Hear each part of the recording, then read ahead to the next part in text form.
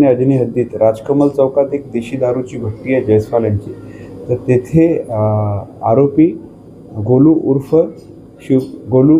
गोलू शिवप्रसाद राही वय 37 वर्ष राहणार रामबाग इमामबाड़ा हा दारू पेत बसलेला होता. तर त्याच्या नातेवाईकांचा फोन आरोपी क्रमांक 1 वीरजी बालाजी कवेटिया यांना आला व त्यांनी असे म्हटले की हा खूप दारू पितो, याला तुम्ही थोडंसं समजवा. तर यावरून वीरजी कवेटिया हा त्याला समजवण्यासाठी देशी दारूच्या दुकानात आला व याची मजा घ्यावी म्हणून तोंडावर बांधून तो त्याला गोलू राहीला पकडून घेऊन चालला होता. तर मृतक आणि त्याचे साथीदार बाहेर उभे होते. त्यांना असं गैरसमज झाला की हा जो वीरजी आहे हा त्या गोलू राहीला मारत आहे. यावरून त्याला सोडवण्याबद्दल बाचाबाची झाली आणि अचानक बाचाबाचीचे रूपांतर गंभीर भांडणात झाले. तर जो गोलू राही आहे ते जे मृतक आणि त्याचे काही मित्र वीरजीसोबत भांडत असताना मारझोड करत असताना गोलू राही हा वीरजीच्या घराजवळ गेला व तिथे त्याची मुलं व इतर आरोपी उभे होते. त्यांना बोलवले की तुमच्या वडिलांना तुमच्या नातेवाईकाला मारत आहे. त्यावरून ते सगळे धावत आले आणि अचानक साध्या भांडणाचं रूपांतर गंभीर भांडणात झालं आणि पाच वयस्कर आरोपी आणि 2 बाल आरोपींनी मृतक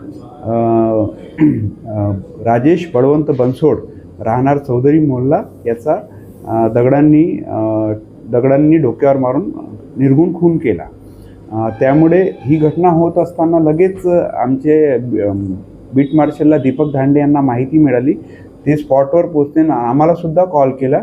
तर बीट मार्शल पोहोचल्याबरोबर लगेच त्यांनी 2 आरोपींना जागीच पकडले. त्यात हा वीरजी कवेटिया आणि गोलू शिवप्रसाद राही यांना जागीच पकडण्यात आले व आम्ही पोहोचल्याबरोबर आम्ही तेथील जो मृतक होता त्याला तात्काळ हॉस्पिटलमध्ये नेऊन मेडिकलमध्ये नेले असता पण डॉक्टरांनी ब्रॉड डेड घोषित केले.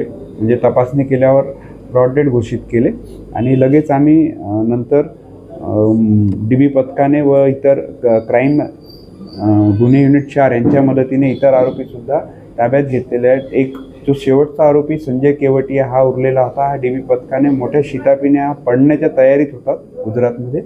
तर मोठ्या शिताफीने त्याला पकडून त्यालासुद्धा ताब्यात घेतलेले आहे. उर्वरित 4 आरोपींचा 27 तारखेपर्यंत PCR मिळालेला आहे. काल अरेस्ट झालेला आरोपी संजय केवटिया याचा आज PCRसाठी त्याला माननीय न्यायालयासमक्ष हजर करतो. आरोपी क्रमांक 1 वीरजी लखेटिया यावर 2021चा एक हाफ मर्डर आणि दंग्याचा गुन्हा दाखल आहे. आणि जो मयत हा डायलिसिस टेक्निशियन होता, पण त्याला लता मंगेशकर हॉस्पिटलमधून काढून टाकण्यात आले होते. तर आता सध्या तो पण मजुरीचेच कामं करायचा. आणि सगळे आरोपी हे मिरची मसाला विकण्याचे काम करत होते.